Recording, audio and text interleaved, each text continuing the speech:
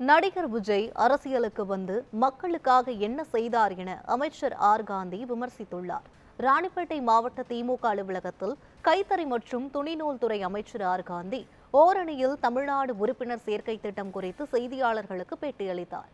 அப்போது கடந்த 4 ஆண்டுகளில் திமுக செயல்படுத்தியுள்ள திட்டங்கள் குறித்து பெருமிதம் தெரிவித்த அவர் மத்திய அரசு தமிழ்நாட்டை மட்டும் திட்டமிட்டு வஞ்சிப்பதாக குற்றம் சாட்டினார். நடிகர் விஜய் அரசியலில் மக்களுக்கு செய்தது என்ன எனவும் அவர் கேள்வி எழுப்பினார்.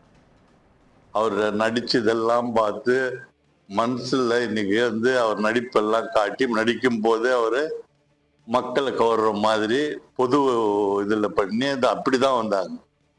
சில அந்த மாதிரி வந்தாங்க, ஒருத்தருக்கு அதுல வந்தாங்க. எல்லாமே அந்த மாதிரி ஒரு அரசியல் திடீர்னு இது இல்லை. இதெல்லாம் ஒரு இது இல்லை. நீங்களும் சிந்திக்கணும். இப்போ எவ்வளோ பிரச்சனைகள் நடந்தது. இப்போ நாங்க எதிர்கட்சியா தான் இருந்தோம். கொரோனால எங்க தலைவர் எதிர்கட்சி தான்.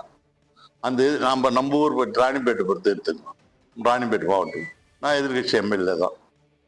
அப்போ ஆளுங்கட்சி இல்லை. நம்ம கொரோனால யாரு என்ன பண்ணாங்களா? நான் ஒரு ஆள் டிஸ்ட்ரிக்ட் ஃபுல்லாக சாப்பாடு போட்டு வாழ்ந்துச்சு எல்லாம் 2 மாசம் மொத்தமும் டோட்டலா நான் ஒத்துருப்பேன்.